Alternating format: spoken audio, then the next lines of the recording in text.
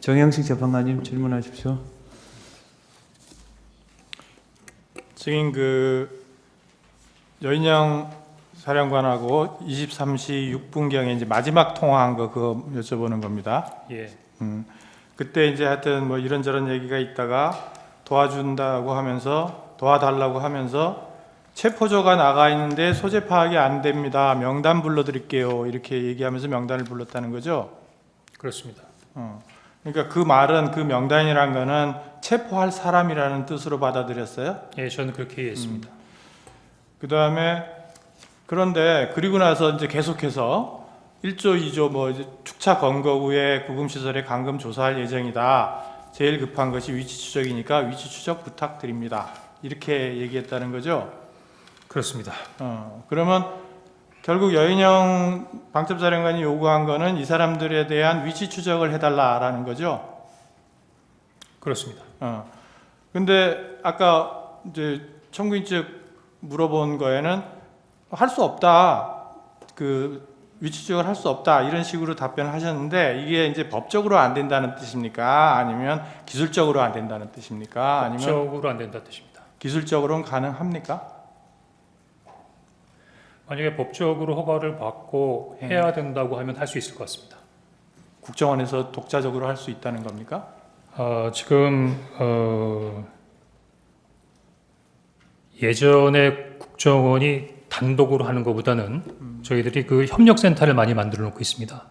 그 저희들 협력센터나 그 대테러 정보센터 같은 데는 그 소방청에서도 나와 있고 또 일부에는 또 경찰하고도 협업하고 있고 관세청, 이게 가능하다. 방사업사 협업을 통해서? 이렇게 여러 기관들하고 다 협업을 하고 있는 부분에 있어서 센터들이 있습니다.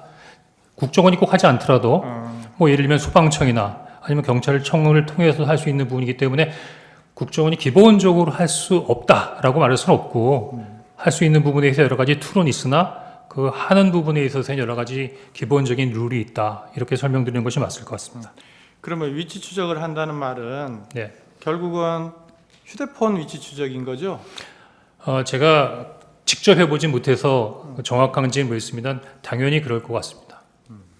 그렇다.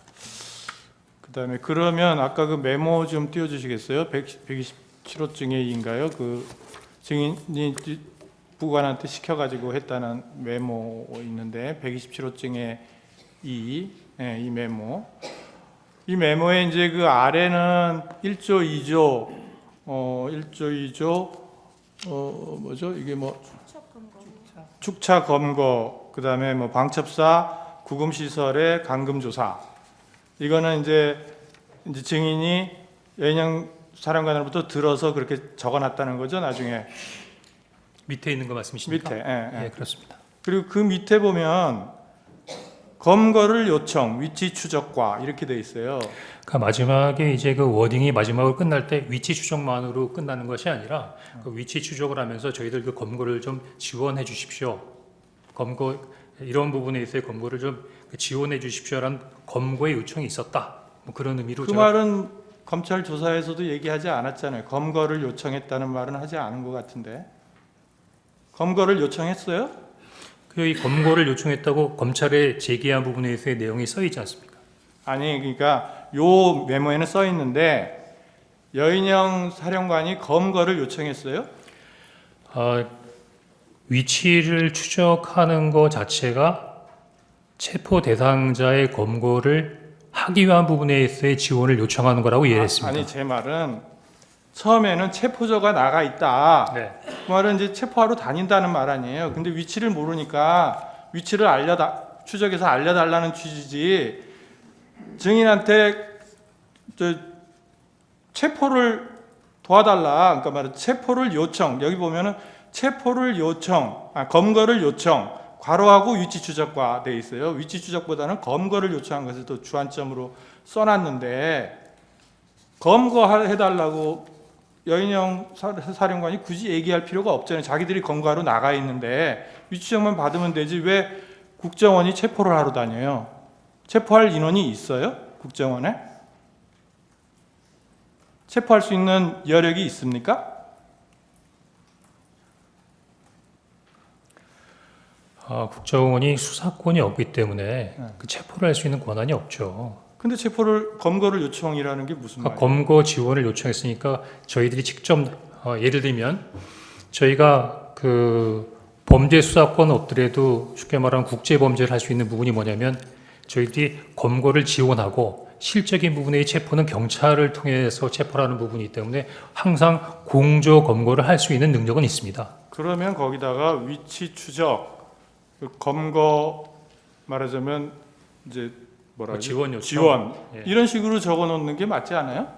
예, 근데 그 총리께서도 충격적인 사건이라고 말씀하신 것처럼 저도 깊은 생각을 하면서 적은 것이 아니라 생각되는 대로 그냥 갈겨 쓴 부분이기 때문에 약간 다소 합리적이지 않게 적어놨던 부분 인정하겠습니다. 그러니까 이 말이 그러니까 증인이 이제 어차피 이 메모는 이제 수기로 메모를 하다가 버려버리고 이제 하여튼 옮겨 쓰라 그러고 밑에는 이제 옮겨 쓴 게 아니고 기억나는 대로 쓴 거잖아요. 그렇습니다. 밑에는.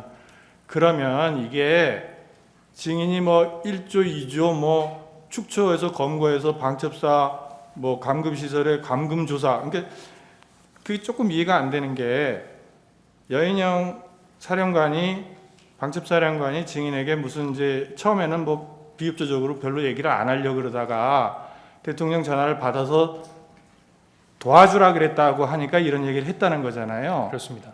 그러면 그래 그러면은 이런 명단이 있으니까 이런 명단에 대한 위치 추적을 좀 도와주시오. 이렇게만 하면 되지 굳이 1조, 2조 뭐 이렇게 가가지고 뭐 검거를 해서 축차 검거 후에 방첩사 구금시설에 감금해서 조사할 거라는 얘기라든지 이런 얘기를 굳이 왜 할까요? 글쎄 그거는 뭐 여인영 사령관에게 물어봐야 얘기지만 제가 생각하기에는 이 내용만 얘기한 게 아니라 제일 먼저 그 부익께도 전화 받았어 대통령이 너희들 도와주래 할 때 명단부터 얘기한 게 아니었거든요. 저희들이 경찰과 협조해서 국제를 봉쇄하고 있습니다 라는 말부터 시작했으니까 아마 방첩사가 진행하는 부분에 있어 현재 진행 사항을 저한테 약식이지만 간단하게 브리핑 해준 거라고 생각합니다. 그러면 그런 내용이 검찰에서 진술할 때도 요약이겠지만 물론 하여튼 체포조 나가는데 명단 불러드릴게요 라는 부분이 먼저였고 그 다음에 명단 불러주고 난 다음에 그 다음에 계속해서 1차 1조 2조 뭐 축조 뭐 체포 뭐 이렇게 얘기하고 축차 검거 후에 구금시설을 감금할 예정이다 이거를 나중에 얘기했잖아요. 상황 설명을 먼저 한 게 아니라 이거는 그 명단을 주면서 위치 추적을 해달라라고 하면서 그걸 구체적으로 더 나아가서 얘기한 건데 그 상황 설명이 우리가 지금 이런 여러 명을 체포를 해가지고 검거한 다음에 감금 조사할 거다. 그런 얘기를 하려면 미리 얘기해야 될 거 아니에요. 상황 설명을 한다면. 근데 굳이 그런 상황 설명을 국정원 1차장한테 방첩사에서 아무리 그쪽에서 대통령 전화 받고서 도와달라고 해서 전화했습니다라는 그 말 한마디에 그렇게 구체적으로 얘기할 수 있을까라는 게 조금 의문이 들어서 하는 얘기예요. 예, 저도 약간 의문이 드는 부분이 있는데 여인영 사령관하고 제가 아주 객관적이고 공식적인 관계가 아니고 사실은 그전에는 나름대로 어떤 활동이 있어요. 보안 때문에 저한테 말을 하진 않았지만 일단 이야기 설명하면서 어느 정도의 선배니까 믿음을 가지고 나름대로의 주변 환경 주변의 여러 가지 부분까지 설명을 한 걸로 이해가 됩니다. 근데 그거는 예. 그러면 조금 이상한 것이 처음에는 전화할 때 굉장히 말하자면 비협조적이거나 말을 안 하려고 그랬다고 증인이 말씀하셨잖아요. 그렇습니다. 그러니까 뭔가 이렇게 전화해서 뭐 어떻게 된 거냐고 물으니까 좀 얘기를 안 해주려고 처음에는 그랬단 말입니다. 근데 대통령한테 전화 받았다. 도와주라 그런다. 그렇게 말을 하니까 이런 얘기를 쫙 했다는 건데 아무리 그냥 생각해도 이 사람이 같은 뭐 통하는 사람이라고 해도 이게 이제 비밀이 아니구나. 이제 같이 이제 협조해서 일을 해야 되는구나라고 생각을 할 수는 있는데 그렇더라도 그거는 자기가 필요한 한도 내에서만 일단 얘기해야지 나중에 혹시 증인이 진짜 대통령한테 전화 안 받았는데 그런 얘기를 했다라고 해버리면 본인이 굉장히 문제가 될 수 있잖아요. 그런 쓸데없이 아무 데다가 막 얘기를 퍼뜨리고 당겼다. 이런 얘기도 될 수 있는데 정보에 관한 방첩사령관이 정보 같은 거는 굉장히 민감하게 보존을 하는 사람이 그렇게 쉽게 얘기를 했을까라는 생각이 들어서 그게 명단을 주니까 증인이 그냥 이거 명단을 그래서 체포 뭐 그러면서 뒤에 얘기했는데 그때는 뭐 거의 막 듣기도 싫었다는 취지 아니에요. 증인은 이게 말이 되는 소리냐 해서 그럼에도 불구하고 그런 내용을 자세하게 또 여기다가 메모를 해놓은 게 좀 선뜻 좀 이해가 안 돼서 하여튼 들은 얘기가 맞다는 거죠. 검거를 요청한 것도 맞아요. 총리께서도 충격적인 상황이라고 말씀하셨는데 이렇게 여러 가지로 급박하게 돌아가는 상황에서 어떤 얘기들 다 기승전결에 맞춰서 할 수 있을까요? 물론 그건 맞습니다. 그런데 여기 이제 써놓은 순서나 이런 게 그래서 그래요. 검거를 또 하나는 요청. 제가 그러면 여인영 사령관하고 무슨 억하 시점이 있다고 해갖고는 일부러 이런 거를 아니 그런 취지가 아니고 예. 저는 이제 여기 이렇게 적혀 있는데 상식적으로 생각해서 그런 말을 하기가 쉽지 않다는 것과 그리고 여기 검거를 요청했다는 말을 주신문 사항에서도 검거 요청 얘기는 나오지는 않는데 메모에는 딱 들어가 있어요. 그래서 제가 여쭤보는 거예요. 검거 요청했어요? 위치 추적을 해서 네. 방금 얘기했던 10여 명의 대상자를 검거하겠다는 것 자체가 네. 저는 검거 지원을 요청했다라고 그럼 검거 지원 요청이라고 안 쓰고 왜 검거 요청이라고 썼어요? 이 말은 다르잖아요. 검거를 요청한다는 건 국정원에서 검거를 진짜 한다는 얘기고 제가 이제 공문서를 작성한 게 아니지 않습니까? 간단한 메모지 않습니까? 메모를 왜 작성해놨어요? 제가 나름대로 그 상황을 기억하기 위해서 메모해 놓은 거죠. 그럼 정확하게 기재를 해야죠. 예, 정확하게 기재 못해서 죄송합니다. 네, 이상입니다. 제가 여기서는 우리 재판관님들 이해 편의를 해서 한 말씀을 좀 올릴 수 있는 기회를 주셨으면 좋겠습니다. 그 신문상이 아니라 저희들한테 하는 말씀인가요? 그렇습니다. 예, 하십시오. 네. 지금 뭐 검건이 위치 추적이니 이렇게 하는데요. 국정원은 수사권이 없고 검거는커녕 위치 추적을 할 수가 없습니다. 뭐 협력해서 한다고 하는데 그런 거를 방첩사령관이 모를 리가 없고 그래서 저 자체는 이제 말이 안 된다고 저는 보고 있고요. 그리고 지금 저 메모가 지금 이 뭐 탄핵부터 뭐 내란물이니 이런 모든 프로세스가 지금 저 아까 우리 정영식 재판관님께서 그 지적하신 저 메모가 아마 제 판단에는 12월 6일 국회에서 박선원 의원한테 넘어가면서 시작이 된 거라고 저는 보는데요. 제가 12월 4일 날 이제 계엄 해제하고 이제 저녁에 집에 있는데 조금 늦은 시간에 국정원장이 전화를 했습니다. 그러면서 저한테 1차장한테 홍장원 1차장한테 전화를 혹시 받으셨습니까? 그래서 모르겠는데 내가 한번 이 전화 끊고 한번 열어보겠습니다. 그래서 열어보니 전화가 왔는데 제가 못 받은 거더라고요. 왜냐하면 저 비화폰은 저 무음으로 늘 해놓기 때문에. 그래서 내가 다시 국정원장에게 전화해서 전화가 왔었노라. 왜 그러냐 그랬더니 사실은 대통령님께 진작에 말씀을 드렸어야 되는데 사실 좀 오래됐습니다. 근데 어떤 정치적 중립 문제라든지 뭐 제가 자세한 말씀을 이 자리에서 드리기는 뭐하지만 홍장원 1차장을 좀 해임해야 되겠습니다. 그래서 제가 뭐 다른 거 다 안 물었습니다. 그건 원장이 그렇게 판단하면 그렇게 하십시오. 그래서 내일 사표를 받겠습니다 해서 사표를 받고 아까 6일 날 뭐 다시 일하자 했다는데 저는 그게 믿기지가 않는 것이 벌써 6일 날 오전에 그때 제가 관저에 있는데 이미 관저로 1차장 해임과 또 오호령 씨에 대한 임명 그 결재안이 올라와서 제가 그거를 점심시간에 결재를 했습니다. 그 이후에 지금 이제 12월 6일 아침 기사부터 이런 체포 얘기가 대통령이 뭐 한동훈 대표를 잡아넣어라 이런 기사가 12월 6일 아침부터 나기 시작합니다. 그래서 이게 쭉 진행되는 것이고요. 그리고 아까 그 국정원장 해외 출장 문제와 관련해서는 제가 전주에 국정원장으로부터 이번 주에는 미국 출장이 있기 때문에 매주 금요일 날 하는 대통령 보고가 어렵습니다라고 얘기 들은 기억이 나서 제가 화요일 저녁에 국정원장한테 전화를 합니다. 해외에 있는지 국내에 있는지 알기 위해서.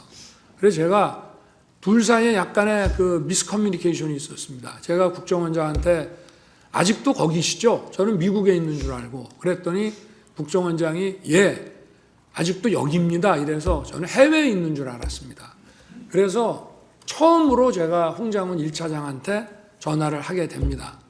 처음에는 안 듣고 두 번째 전화가 왔습니다. 그래서 제가 원장님 부재 중인데 제가 전화를 딱 받으니까 벌써 약간의 식사 반주를 한 느낌이 딱 들어갔고 제가 원장님 부재 중이니까 원을 잘 챙겨라 라고 얘기하고 이따가 내가 혹시 전화할 일이 생길지 모르니 이 비화폰을 잘 챙기고 있어라 이렇게 제가 얘기를 했는데 8시 한 반 무렵에 국무회의 하려고 이제 뭐 여러분 이제 국무위원도 오시고 비서실장 안보실장이 들어오는데 안보실장하고 국정원장이 같이 오는 겁니다. 그래서 제가 아니 어떻게 되는 겁니까? 미국에 있는 거 아닙니까? 했더니 저 내일 출발입니다. 그래서 제가 국정원장한테 나는 원장님 미국 계신 줄 알고 제가 1차장한테 전화를 했습니다. 그랬더니 원장님 부재 중인데 잘 챙기라고 했는데 원장님 여기 계십니다란 말을 안 합니다. 이렇게 제가 국정원장한테 얘기를 했고요. 그리고 국정원장도 아마 둘이서 그런 커뮤니케이션을 나중에 했을 거라고 저는 추측이 되는데 제가 만약에 계엄 사무에 대해서 국정원에다 뭘 지시하거나 뭐 부탁할 일이 있으면 국정원장한테 제가 직접 하지 차장들 업무 관련은 2차장이지만 2차장한테도 안 합니다. 원장한테 무조건 기관장한테 하는 것이고요. 그리고 제가 1차장 홍장훈 1차장한테 10시 한 거의 11시 다 돼가지고 이제 제가 저 대국민 담화 계엄선포 대국민 담화를 하고 올라와서 저 국무위원들 아직 남아있는 사람들하고 얘기한 다음에 돌려보내고 제가 홍장훈 차장한테 전화한 거는 계엄 사무가 아니고 이미 관련된 문제는 원장하고 다 얘기를 했기 때문에 제가 전화한 거는 아까 전화를 하겠다라고 한 것도 있고 또 제가 해외 순방 때 국정원의 해외 담당 파트가 여러 가지 그 경호 정보를 많이 도왔기 때문에 제가 격려 차원에서 전화를 기왕 한 김에 한번 해야 되겠다라고 해서 계엄 사무가 아닌 간첩 그 검거와 관련해서 여기는 수사권이 없고 조사권 국가안보조사국으로 이름이 바뀌었습니다. 그래서 방첩사를 도와주라는 얘기를 한 것이고 제가 국정원에다가 방첩사 도와주라는 얘기는 전임 김규현 원장 때나 조태영 원장 때나 늘 합니다. 왜냐? 방첩사는 예산이 아주 부족합니다. 그리고 국정원에는 정보들이 많이 있기 때문에 경찰에 줄 거는 경찰에 주고 또 방첩사에 줄 거는 방첩사에 주면서 저도 좀 예산 지원을 좀 해주라는 얘기를 쭉 해왔기 때문에 또 사관학교 후배니까 좀 도와주라. 그래서 간첩 수사를 방첩사가 잘 할 수 있게 도와주라는 계엄 사무와 관계없는 얘기를 한 거를 가지고 만약에 그렇다면은 제가 아까 그 재판관님께서 잘 지적을 하셨던데 제가 여인영 사령관한테 내가 조금 전에 1차장하고 통화했으니 뭐 애로사항 있으면 1차장한테 연락을 하라고 제가 전화를 했어야 되는데 대통령이 방첩사령관한테 그런 전화 한다는 것 자체도 굉장히 비상식적인 얘기입니다. 그리고 방첩사령관이 1차장의 사관학교 후배긴 하지만 엄연한 기관장이고 계엄이 선포되면 방첩사령부가 사실상 국정원의 우위에 있기 때문에 뭐 차장 더구나 담당 2차장도 아닌 1차장한테 계엄 사무와 관련한 이런 무슨 부탁을 한다는 게 만약에 할 거면은 방첩사령관은 국정원장한테 해야 됩니다. 기관장끼리. 그리고 계엄이 선포돼서 여기가 합동수사본부가 되면요. 정보도 역시 방첩사가 국정원 우위에 있는 거기 때문에 제가 뭐 재판관님께서 이 전체적인 사항을 어떻게 판단하실지는 그거는 뭐 제가 정할 문제는 아니지만 이 전체 상황에 대해서 좀 이해의 편의를 위해서 간단하게 말씀드렸습니다. 이상입니다. 예. 저 정인 돌아가십시오. 수고하셨습니다. 아닙니다. 돌아가십시오. 아닙니다. 약속을 하셨고요. 예, 재판을 마치겠습니다.